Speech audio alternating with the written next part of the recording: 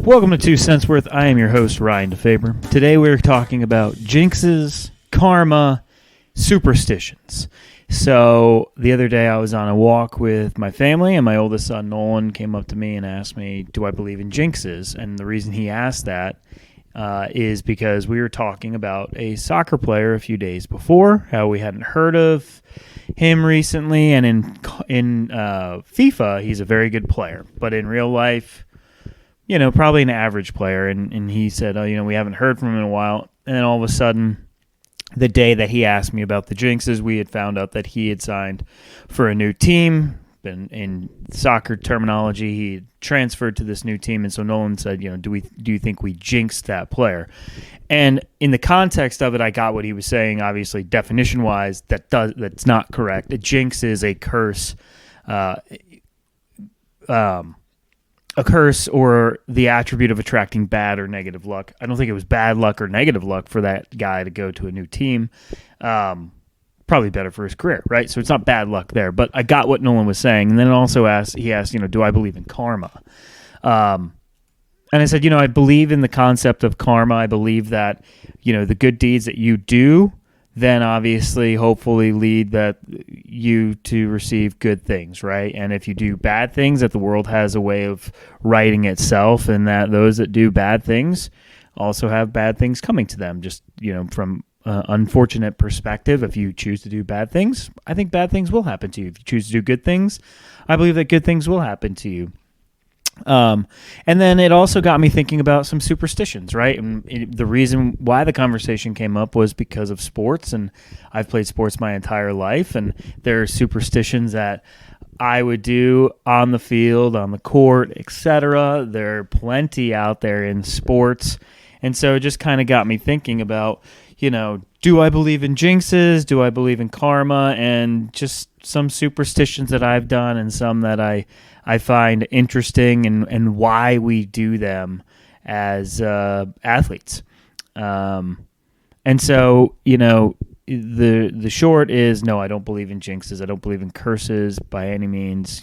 Some Boston Red Sox fans, now they won't say that. Obviously, they've won some World Series. But before, the curse of Babe Ruth, the Bambino, them trading them to the Yankees led to their drought in a World Series. As a Yankee fan, I find that funny. I always enjoyed it. But they've won World Series since, so that enjoyment has certainly gone away.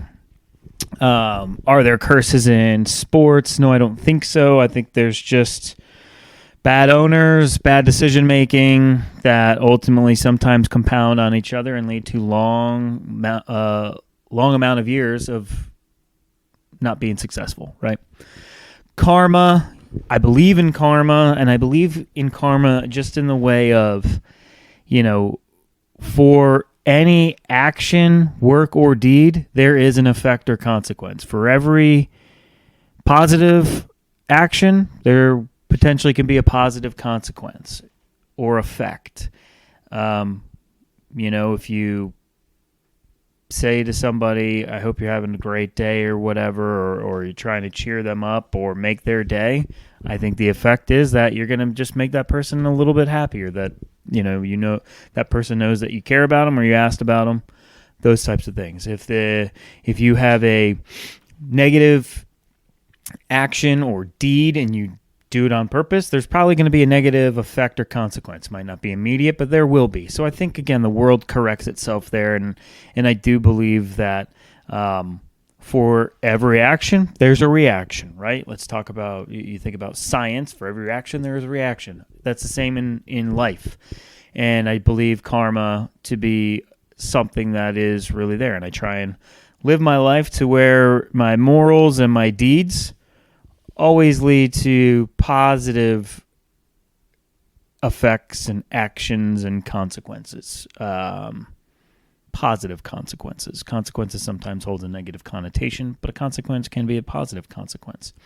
So anyways, that is what I do believe in karma. And then superstitions, right? I remember in baseball, when I would get out onto the field, whether it was pitching or in the outfield or any position that I played later on in life, it was mostly obviously outfield and then pitching in college. Never touched the foul lines. Always stepped over them, never walked across them. I always found it wild that some people might. It's a big thing in baseball is you don't touch the foul lines, you don't step on them. The rally cap, right? If you're down and you're trying to get a rally going, you flip the hat around and you put it inside out. And it's just a way of trying to get your team to start scoring some runs and make a comeback. So those two certainly stick out. I think there are some that there's your pre-swing routine, your pre-pitch routine, all of those things are quick superstitions. I did look up something for superstitions and just from the rally cap. Let's see what it says. This is from Bleacher Report, the rally cap. Laugh all you want, but turning your hat inside out or occasionally folding it just so atop of your head works from the 7th inning on when your team is losing. The origins of this mystical occurrence are shrouded in uncertainty, with 3 different stories branching from the present. The first places the cap's origin with the Detroit Tigers in the 1940s, who reportedly wore their caps inside out for no real reason. Then, the 1977 and 78 Texas Rangers took up the rallying cry of the cap, flipping their lids during comeback wins. However, the hat didn't receive national publicity until 1985 and 1986, when the New York Mets turned the World Series upside down in the latter year just by turning their hats inside out. The rest is history. And the practice of this superstition still continues to this day in baseball. So it could be from the 1940s. It could be from the 1970s. It could be from the 1980s. All I know is that I would do it, my teams would do it, and teams still participate in the rally cap. Why do we believe in this superstition? Nobody can tell you. I can't tell you. All I can tell you is that sometimes it works and sometimes it doesn't. And again, in sports, I think it's just that extra hope, right? It's that something different. With 2 strikes, 2 balls, and 2 outs, you rub 2 fingers on the side of your cap in baseball just to kind of wish for the out, right? If you're on defense and you're doing that. In hockey, they have the playoff beard, right? I remember that always watching hockey to this day, that if you make the playoffs, you start growing your hockey beard. And that started in the 1980s with the New York Islanders. Players and coaches stop shaving their facial hair until they win the Stanley Cup or are eliminated from the playoffs, which I find wild too, because if you think about it again from a superstition perspective, guys can just start growing the beard and they could lose in the first round, but they'll still do it year over year over year, and they see it as a sign of good luck. It's also been picked up by baseball and football. Pittsburgh Steelers quarterback Ben Roethlisberger and the San Francisco Giants former closer Brian Wilson used to grow the beard. And so it's something that happens in sports. It's something we as athletes grab a hold of to just give us that extra hope, that extra edge. And I think it's just interesting. And like Tiger Woods wearing his red shirt every Sunday, right? The red and the black. I talked about like your pre-swing routine. Think about like Nomar Garciaparra with the, kicking his feet in the dirt and messing with the gloves, and just the pre-swing routine in hopes of that routine is what's going to give him that edge and going to get that hit. Tiger wearing the red and the black is going to give him that edge to win that tournament. So, again, the rally cap. Crossing the mound. There's another one from baseball, right? If you're a position player, you don't go across the mound. You don't step foot where the pitcher steps foot, right? If you're going to go play right field and you're in the third base dugout, you run around the mound. You don't run over the mound. You run around the mound. That's always been something. You don't want to give the pitcher bad juju.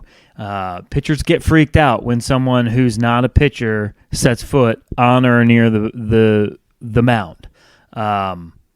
And some people can take this really to heart. Some athletes really get flustered by it. Oh, you're messing with my juju. You're messing with my my flow state, right? And so that's another one, right? You don't run across the mound.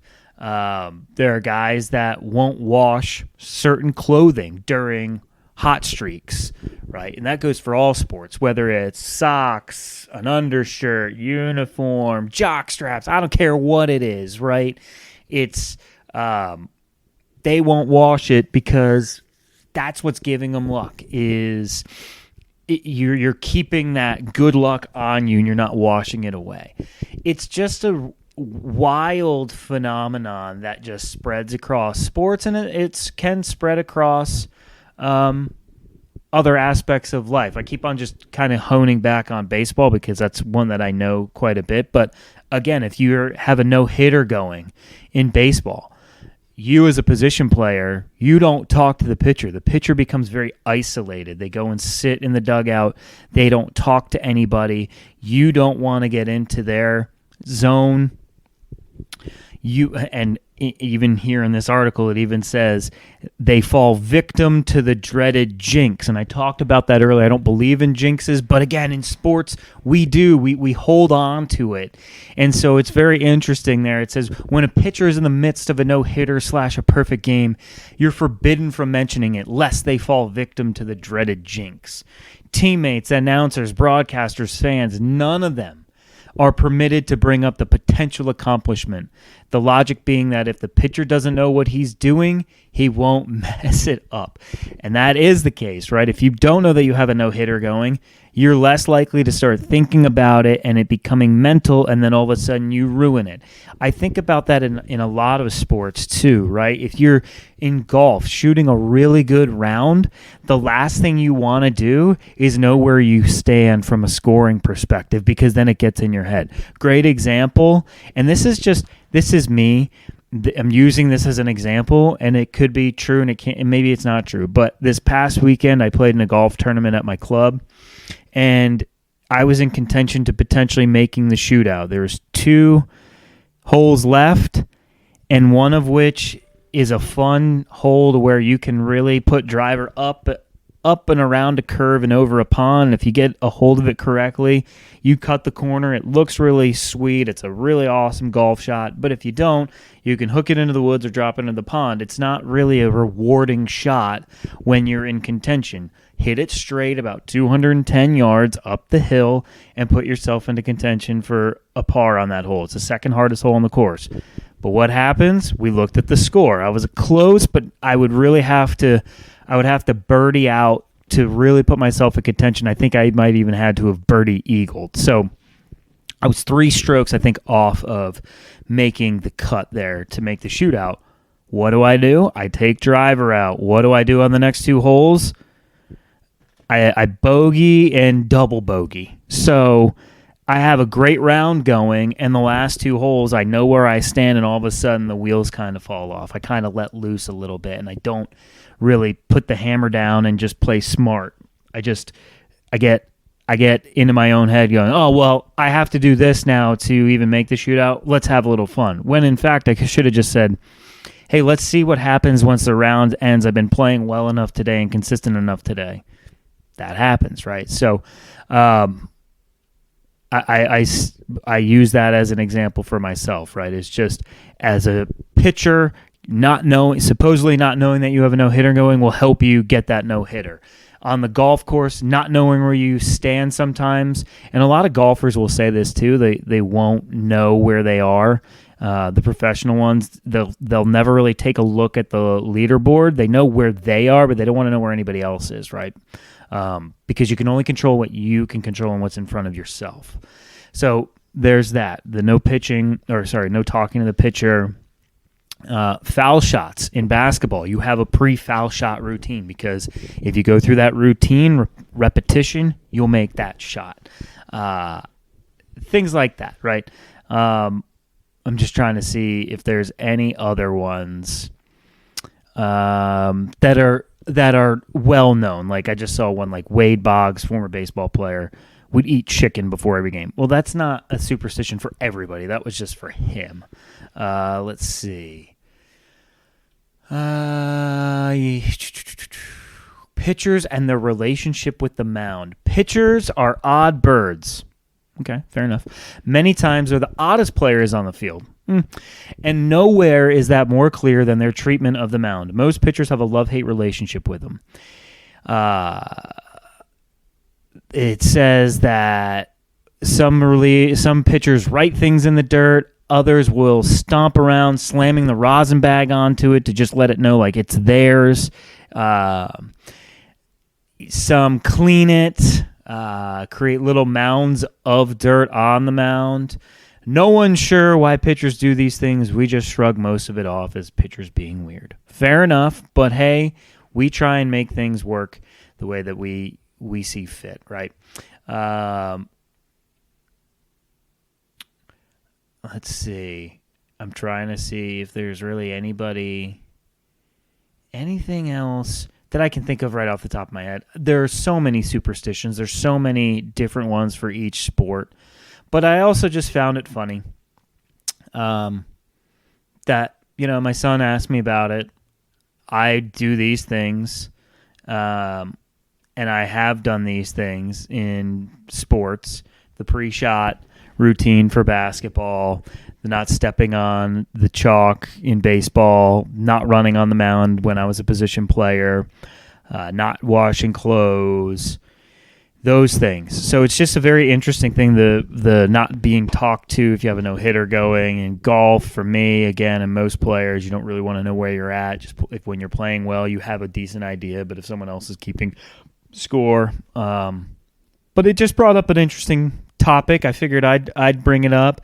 Jinxes, no, I don't believe in jinxes. Karma, yes, I believe that the world has a way of righting itself. And superstitions, I always find interesting, especially in sports, that they exist and that we as athletes, I was about to say fall victim to them. I don't think falling victim to them is the right term there. I think it's more of that we want any type of edge that we can get, and that we're willing to do these things, and it might look weird, and it might not make sense to those that aren't a part of the sport, but it makes sense to us. The rally cap, it might look ridiculous, but hey, it might work 1 out of 5 times, or that one time it works, man, you're so fucking happy. The hat worked. We did it. The rally cap worked. And you were standing here and I was standing there, and we all stand in the same spot next time, and it'll work again, and then it doesn't, and then we go and switch it around the next time.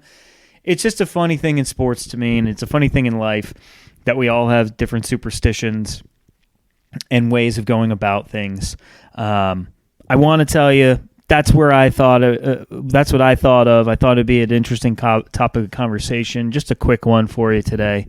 As always, if you're listening, like this, let people know about the podcast.